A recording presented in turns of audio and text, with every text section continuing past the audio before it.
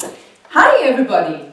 My name is Kati and today I would like to tell you something about the key to a happy and successful life. Just imagine you can have all that you want to have. Imagine you can achieve all that you want to achieve. Above us is what some call the fourth dimension, or the matrix, or the Akasha Chronicle. Some call it the universal library or the field. They provide us all with the ability to master, to materialize, and to realize all possibilities and opportunities in our life. I know that because I lived this for many years. Above us are all possibilities, from super good to super bad. Everything that has been created through our thoughts. Through the pure power of our thoughts, along with the addition of excitement, enthusiasm, positive emotions, you can create your life. When this so is, wouldn't you want to control all your thoughts? Wouldn't you want to spend the whole day only thinking about the things you want to have? To think about your dreams, your wants, your desires, your goals that you want to reach? Is it so easy? If there were a training camp for that, wouldn't you want to sign up straight away? To sign up so you can be absolutely sure that you can use your power of thought to create what you want? That would be great, huh? Welcome, you're in the right place. Mahatma Gandhi said, "You are what you think. A man is but the product of his thoughts." He wasn't the first to say such a thing. You definitely heard such thoughts from others, from philosophers. And they all tell us that our thoughts have a significant and substantial influence on our life. Our external self is a reflection of our internal self. But what then do most people think about? If you observe them carrying themselves through life, are they thinking about their goals, wants, and desires? About everything they want?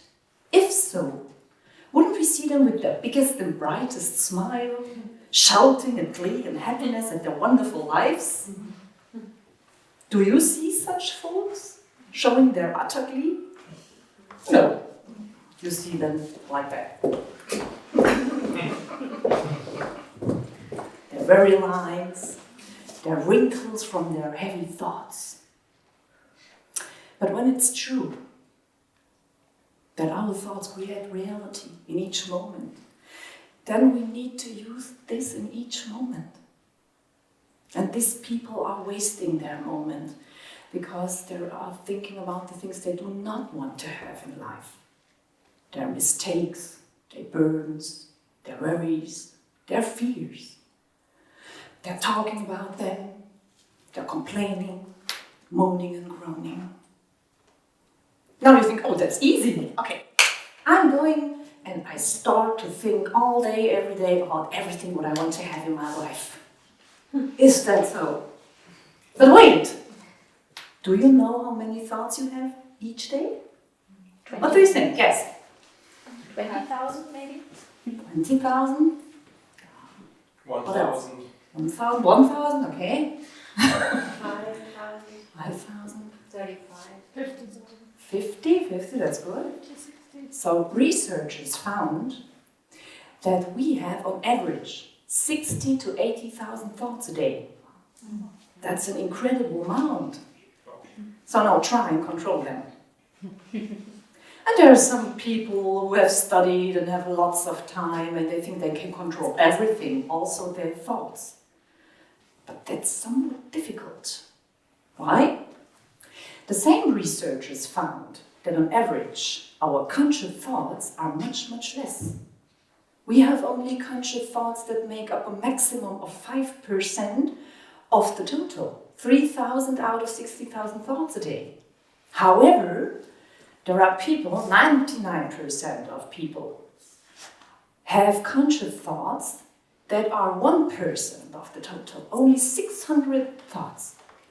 And these thoughts include, oh, where are my keys? I lost my keys.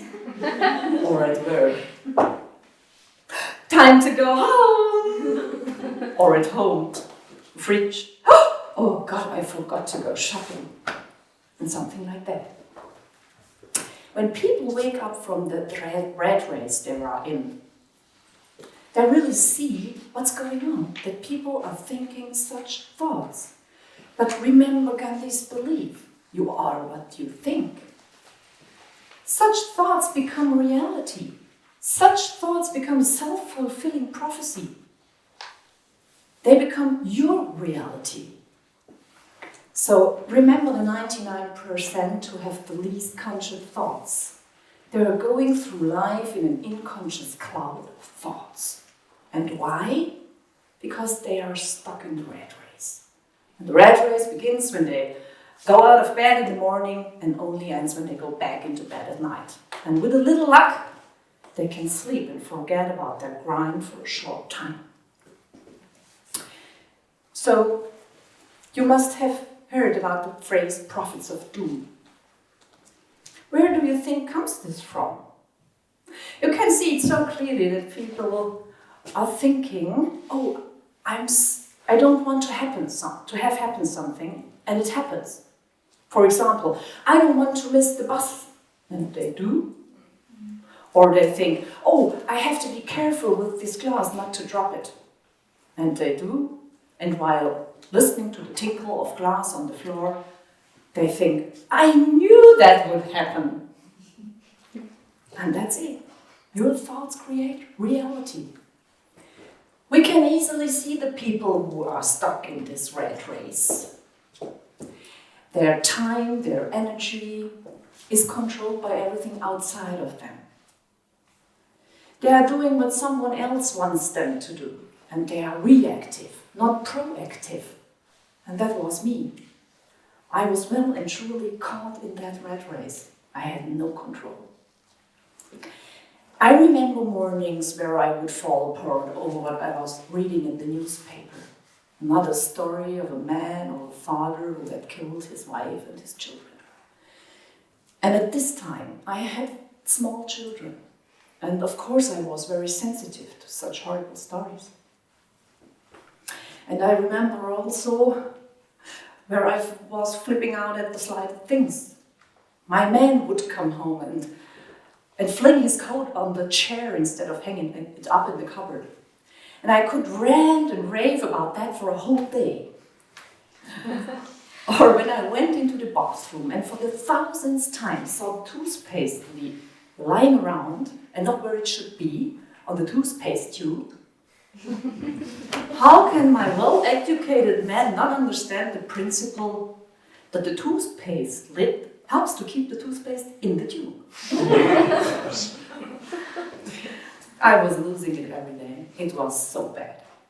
It had got so bad that I went to see a counselor. I really needed help. I knew he would be able to give me some good tips, help me work throughout everything. And the one thing he said to me was, if you change your attitude, then everything around you will change for the better. That's what he said. I was surprised. And I said, change my attitude? What do you mean by that? And he said, well, think about it. All that you have been complaining about, what's wrong with your husband, what's wrong with your children, what's wrong with your job, that's what you have. Start thinking about the positive things in your life, and you will get more of them. And I thought about it, and I said, I have a job, I have 3 children, I have a house, I have no time for positive thinking. And he said, well, then you will just get more and more of the things that you have got until now. What's better is, distract yourself from negative thinking and start to think about the things you want to have in your life.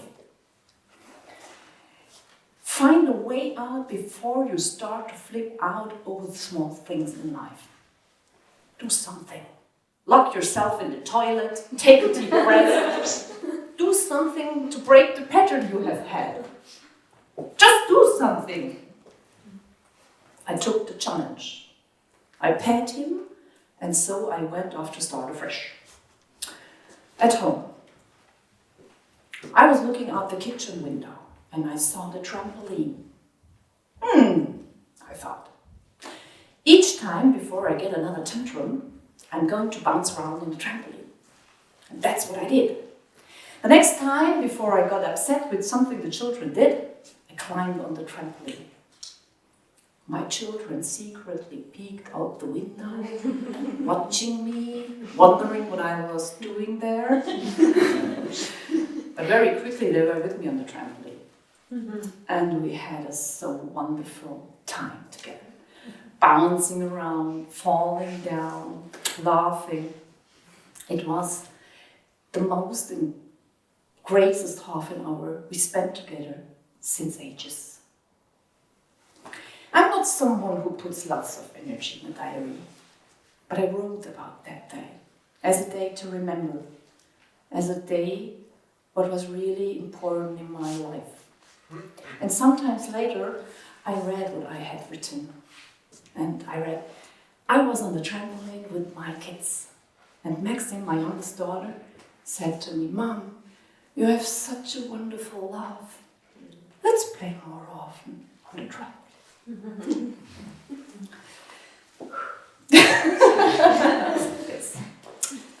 So this woke me up because I realized that I so was caught up in the rat race that I reacted to everything from outside.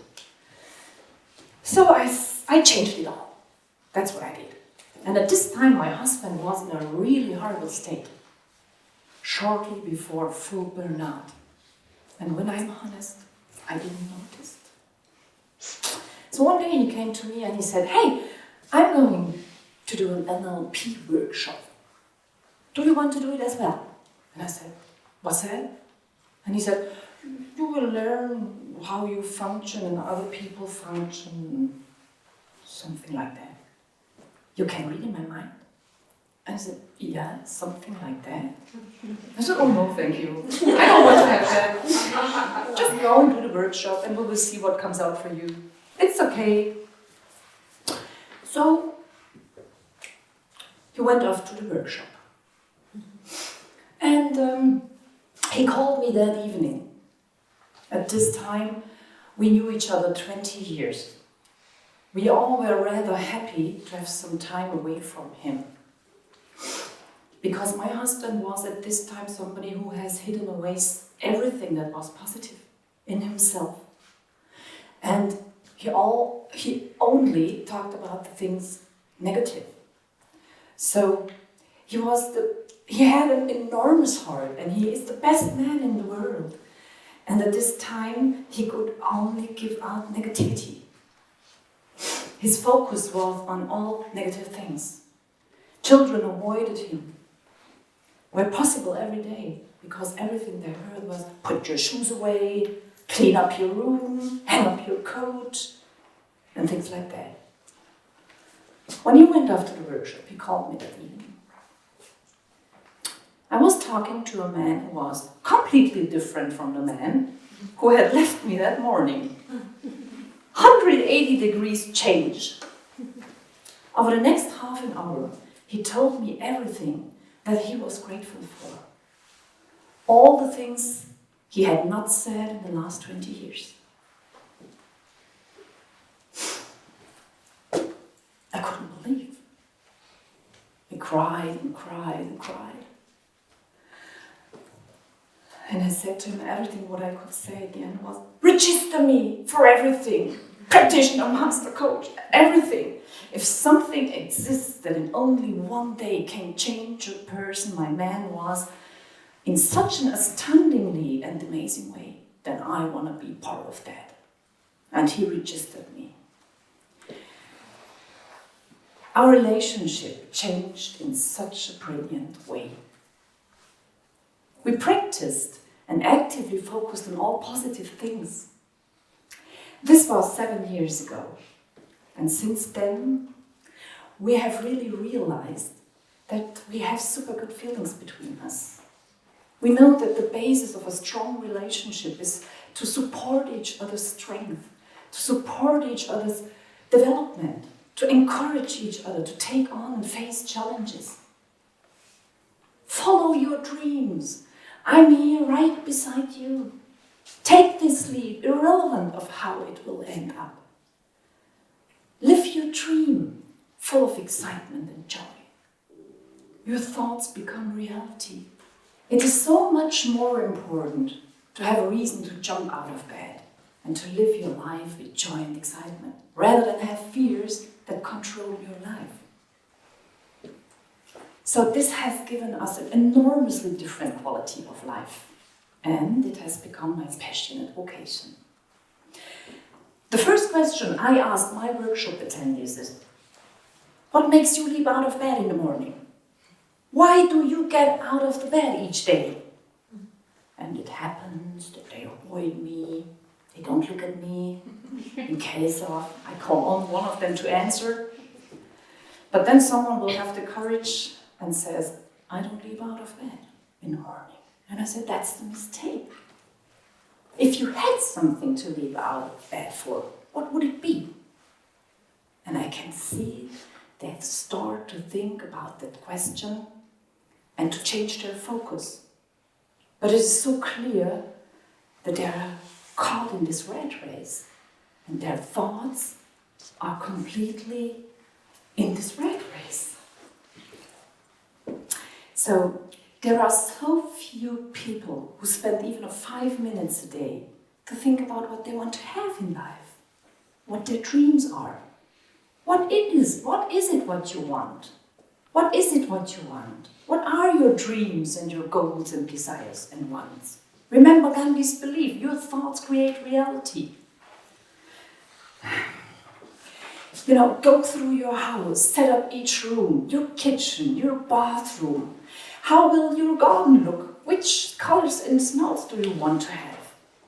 Your thoughts create reality. Take your time and think about the things you want to have in your life.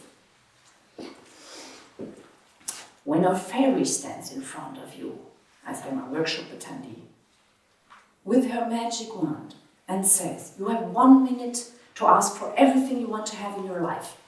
You get everything what you want to have. What will you say? Big house, lots of cars, a lot of money, big family. And the fairy says, minute is over. And then rain is coming through the roof of the house. 13 relatives are moved in and more are coming. Junkyard, of course, outside.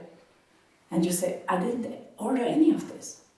And the fairy says, yes, you did. And he said, no, I wanted cars that work. And the fairy says, so you didn't tell me.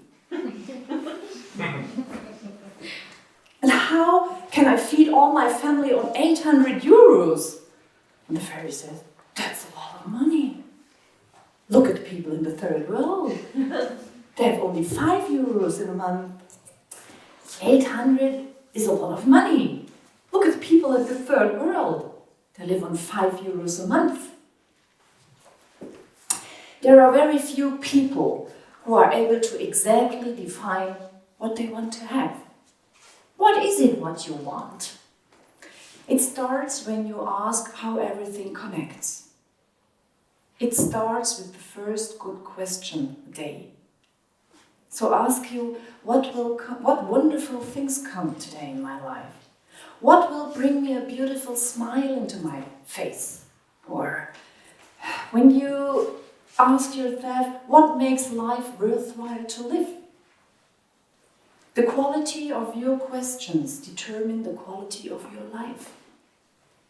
So begin and ask the right questions in the morning. I had a workshop attendee who had also come to me for a coaching, and I want to tell you this story. She was a financial controller for a large American company. And she spoke to me for an hour about everything she didn't want. She had an 18-year-old daughter who lived with the father.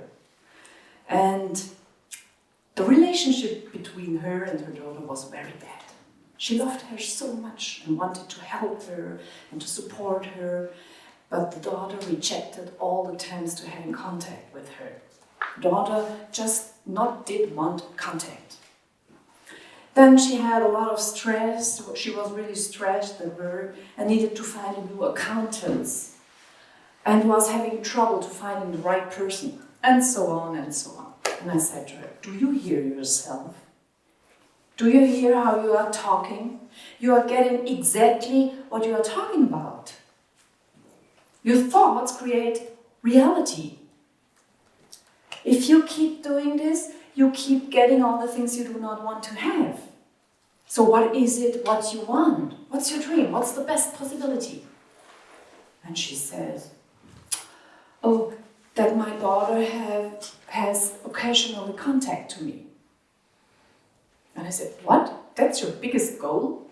Is that your wish? That your daughter now and then makes contact? Is that all? We worked through the theme, and she wanted a harmonious relationship, loving and caring for each other, a normal family feeling. She came to me as a practitioner attendee, and in the first week we worked on our goals. We wrote it down and we drew it. Start drawing your goals. There is nothing better than the amount of energy you can put into pictures. It's the best idea to create reality. And she drew an accountant with really short, dark hair and with glasses.